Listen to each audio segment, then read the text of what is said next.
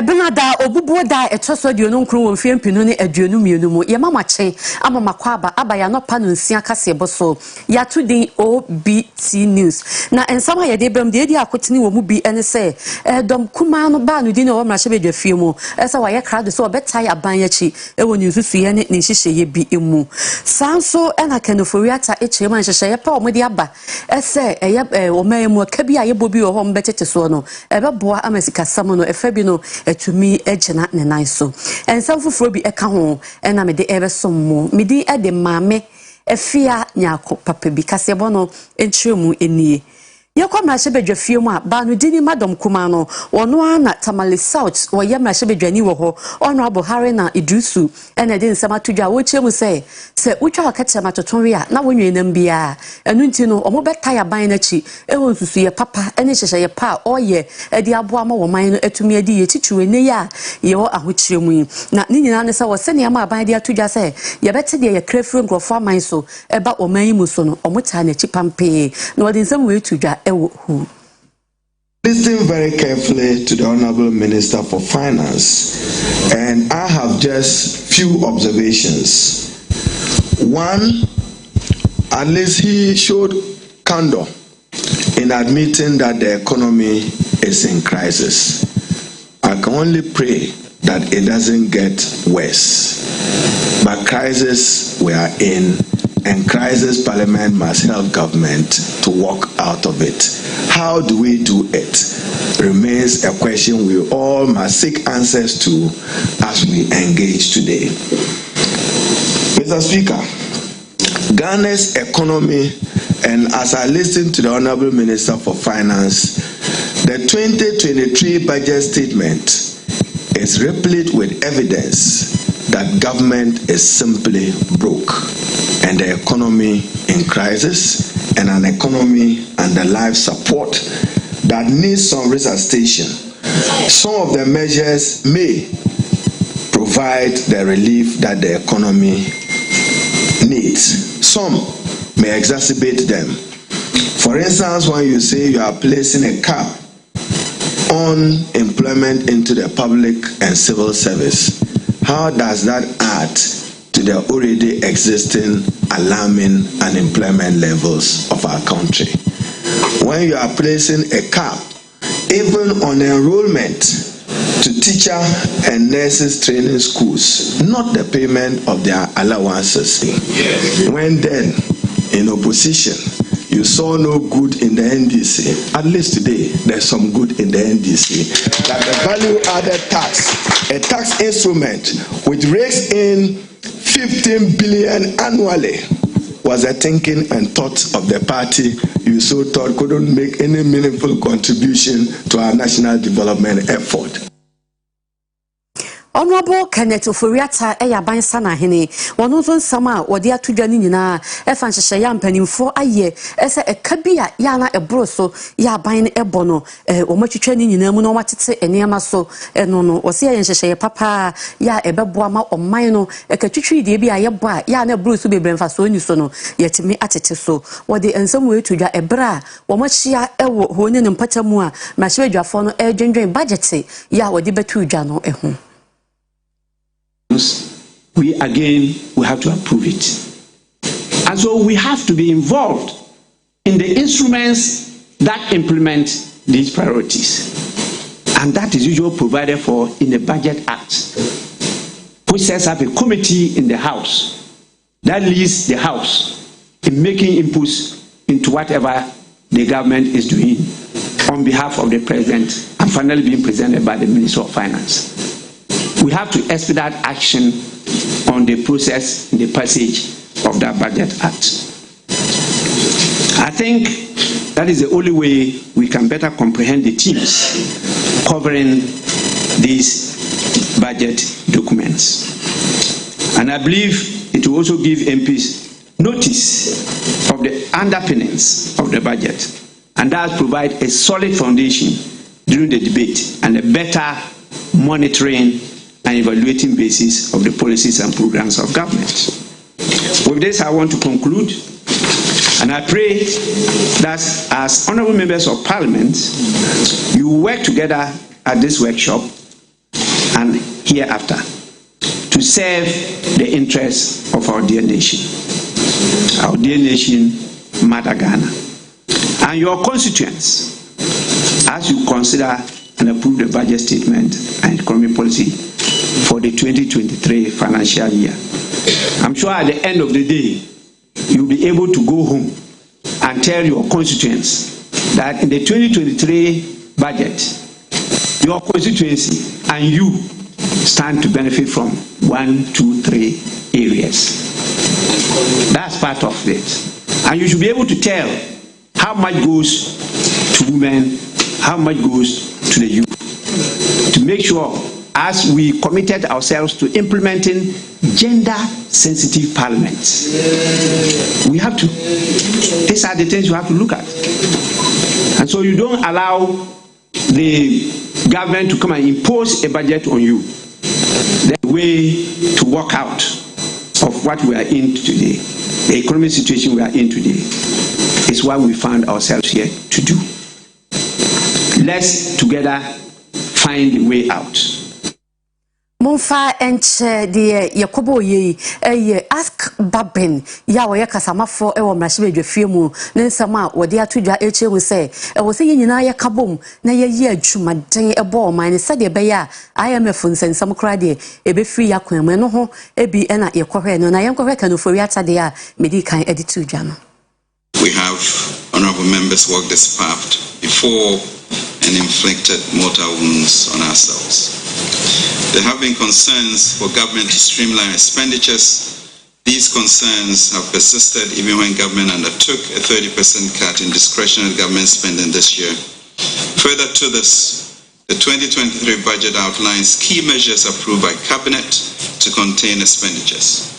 These include freeze on recruitment and creation of new institutions, reduction in the threshold on earmark funds from 25% to 70.5% of tax revenue, review of government flagship programs, reduction in full allocation for key government workers, ban on the use of V8s and V6s or its equivalent, except for cross-country travel, and limit on official foreign travel to only essential ones. Mr. Speaker, it's important to note that there are structural constraints to the call for more expenditure rationalization measures. The level of rigidity of the national budget is high. Due to spending rigidity in the budget, expenditures reductions are challenging to implement. For 2023, we estimate St. Louis Senior High School ya ewo odwum ye wo Kumase enya mfie dioso a afia hyase ene wo pa ho ntoma na hwebe mpanifo aye hyehye ya na wotwe ya wieye ene odi dwumade ni pompon so nyina eba ewieye yensa ntwo ni kwabra fempon man so KFM na o dwumade na se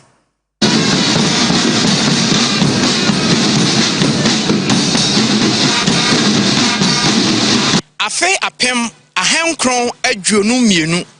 ena Roman Catholic esom at the St. Louis SHS ebedua asante mantem oduom sukui atete enintini empanyin ene wonum a aboa oman mpuntuo ene wadi mfie adwoso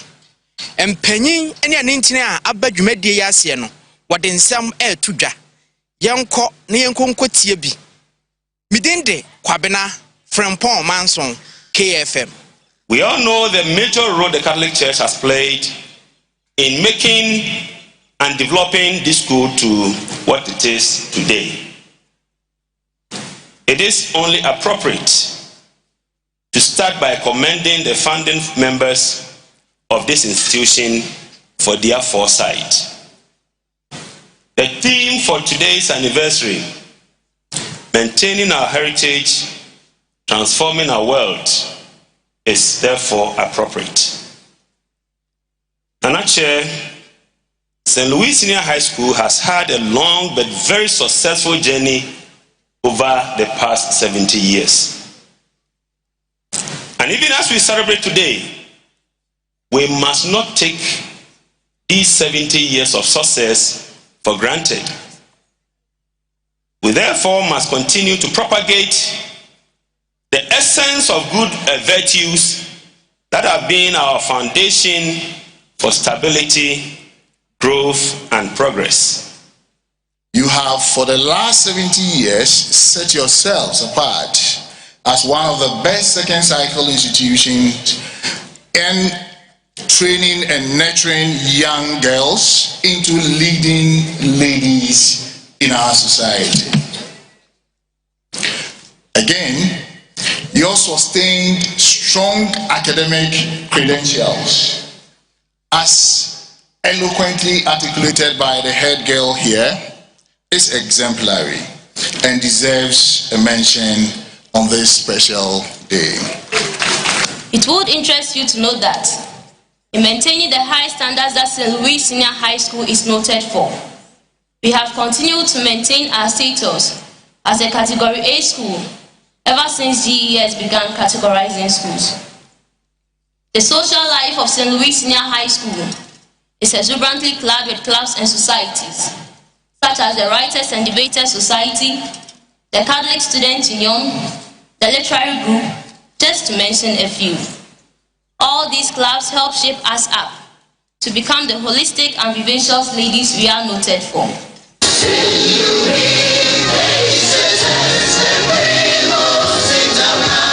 Yeko atoye etifi mantamu na Africa eyekure wo dwaboso mansim wo hina wo ho Nana Steven Owusu na nani abre papa na nakasa wo kan nyina wo se kuro bia no ye woni ma emutena anika na ahomeka ewom enso omu ni bi kwan papa omu ni bi komba so mbedi nkita ho ebi eni ho nso papa kora de ye nka kora na de etwa na wo ene se ba bia de suafo tena suade no dan bi omu si ma we yifo omu we nkwala wom ena se omu suade enka bibi pebia emfa won hunto wo srempanifo ese omeye won adum ana wom ese bi echire English maths geography ni ahina kwara no mfa ese wo ma atifie no kura echen wo mo school no teachers no odi obi aba so onko sisi yafa ibim kura nka wo mmeboa ne ye ma o ayi kakra wam se school city de won to nyi bien nti yes raba no yes company bi wo ba bi na so bituma be boya meboa ye mobo yes ya pa chew this year abaye me bo na ba so wọ́n mu ye bridges bi mfie nsia ono no abe fere sa bridges na ma ye this year wo jabo so no me bo na ba so pa me sense on sam twice so ye mobo yeni lat yeni nsuo tuku omo ba se on be school na ma no that time but you can say na English depends on mo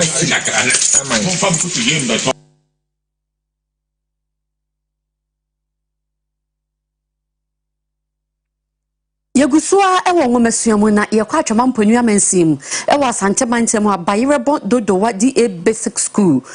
opani oho no ye Owura Dwamena Kenten Samuel na ono so asama wo kan se ngomasua hweye ene mpanimfo ntimi meye bibi ema won esanse wo hawo bebre no mo famu baby ankola betena esuade ne akade bi ama ngomasua etumi ewie paye no omuni bi ewo honom nti de omo kan nyina ne sempanifo boa won a enke be ma ne ma akoyie ama won wo ankasa ye bibi ya wo man no aba afawe kakra ese omo de ebeye bibi abo asukuu ne ho ena mpanifo de nsemi etudwa awofo ne bebre wo ha yes school ye free nti enwoma ko abatama ne batwere mu no o twese aban ebe wo ma be ebeba mesre to woma ma oba to pen ema oba to pencil ema oba na ma oba ni school atade na onko school na o private school ba rasa oba ne be obesua ade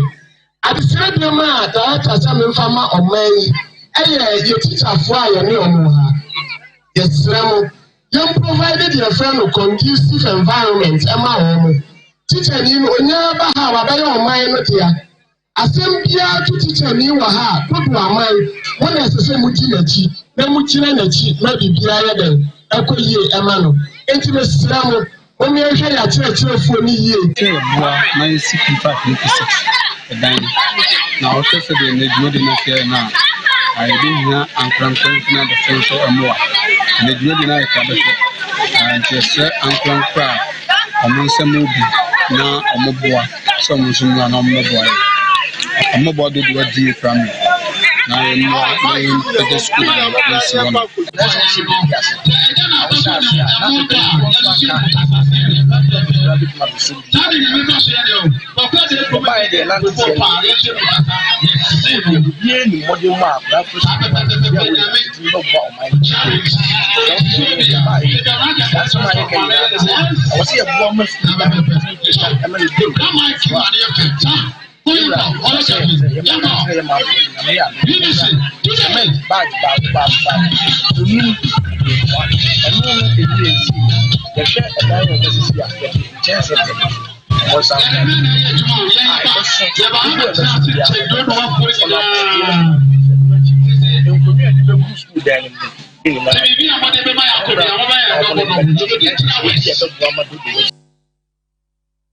Yede kasiaba no kɔ ahensemu ekakra na aduma frantwe yekura wa atwema kwa nwoma mansim ewo asantema ntemu hanom na nanam atena nkonya ene adehye abusua bi ewo honom aya amane esefata omotwa wodwan egu omudi kuro na wose ya so ya omotu na de so na enam so ama omamfo ne temamfo ni bi ene adehye busua ni bi kasapa omose adesrede ene omodete kuro na nim esefa ne fanka encheza ho emefa nkodi nti wotimi wakami penche ni nyina omuntwa so na asundwe mra na impumtu nkoso ewo kronim adehye ene temamfo wo aduma francho e de adehwede eto empanifo anim se baabi ekro na kwakodu no di ohia e asundwe ohia ohina ode puntu ebeba ekronim media de America ne se adesrade ene de ma opemso adesrade ene de ma Ghana ban adesrade ene de ma adum ne se o ma asundwe ema yekurum ne honto de eche adwane se odi kro da na otu votu no na esese ye amane ene amamela yebetimi de akwa ne tise be ya ontimi enkaka se me yedi kuro ewo baabi ntina ma yetwa adwan ede che kuro ma ne se ne yetu disia na yewura yi no se wo yedu kuro ne yetu na kunya so tira ni yewomu ene se de bia be sori ye be sori bia na enipa wo plot so ni ade commander enam kuro mu ha na metofo enam ha bibia me kai se ye besi MTN fo besi po ewo ya feature se ye Paul no wahini ma commander fo metofo ebeka Paul no enyina gum MTN fo ya ho chi okrom ya na ko mpese wo mbesi Paul na ka boa man ni ani kuro mantamafo nyina wahini amana amaso wo ba fo ntimi fa wo pe enka se wakoyi obi ede na eba se ye po se ye mpo yenye se ye money charge se ye nya charge miensa de bono a eno ade besom eti ano de yensom ya pasumdue ekuromani nyina pasumdue said na langard ne ne me kwaso aprosifo die so 20 ne yampane sa eti asra opem so ama sumdue amra fanchum enti na ma ho kire so wa se society so a ho kire ba mu na de ne ma bebre kro no sem ne nkrabo ne sem bebre ne kwaso enti ne ye face sa challenges ne wo ha se pa enti sa akoba se odefo ayi na fiwa ama ya ye de na se ne mo ne ye se obema ye de wo se fata ha sa abasa wasa ni nyina ya to betwa ha ena nananom eya amamle tu na na se ya aka ne dikuru e ma francho adehye no etu no ohwa security presence wa hapa Godfrey anim enemy din Oyerepa television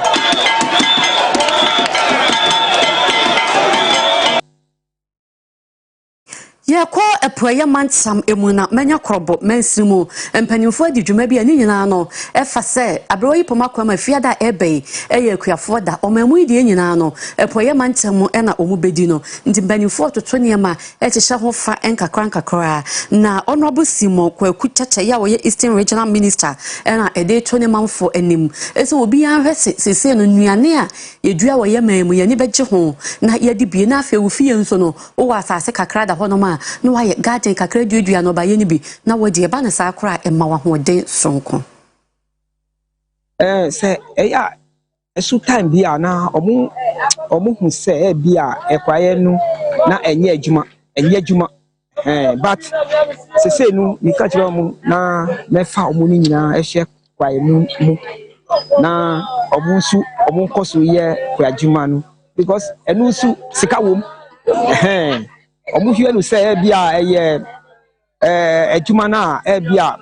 emfaso ni hu but ese se omo nso omo fa omo hu agye enti mema omo advice ni say omo nso omo koso na yeye ekwachuma no president to increase prices of local produce and we patronizing more. They are encouraging everybody to patronize it too, to also do backyard garden to support them in their various homes. And supporting the president to succeed this time. I'll be urging everybody to patronize it because it's good and the quality is very high. And we hope that this will even boost the local economy. So all the farmers there to please don't take advantage of the situation to increase prices. You moderate your prices. The people who have interest in the local rice and get it for so that you can also increase your farm size and get more money to take care of your family to improve the local economy. And as you can see, I'm the best mango farmer in the Lower Mania district. Myself, I have me a mango farmer. More 25 acres of mango plantation. Sounds like coconuts, about 5 acres. Mango plantation is saying we're also looking to, increase the capacity to about 60 acres. We are looking at how the market is going. In terms of mango production, it is a crop in Eastern region. It has really created a lot of jobs. Your companies be to say Blue Skies, your HPW Fresh and Dry. HPW Fresh and Dry is normally a Swiss company, Swiss Ghanaian partnership. Blue Skies is a British and Ghanaian partnership. Now, Ejuma as farmers no. Ejuma man Blue Skies almost employ more than 2,000 people in other parts of the Eastern region. Abusuafo yegyina we so di obiti kase ya de besomo ene bana no pay asi o ha se adomdom ye ne a pramuto bre anwumenu nsia mo beti Oyerepa ye kase enka biem me am besomo no pay midi de maame efia nyako papa bi medamase ema momo ene hye dwumadi adu so obiti Oyerepa breakfast time.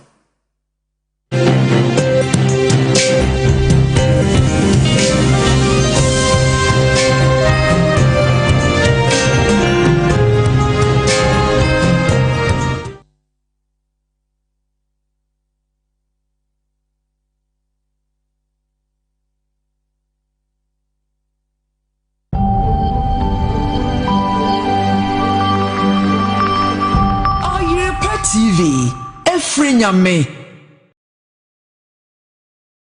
Shaba Electricals, every year for empenning for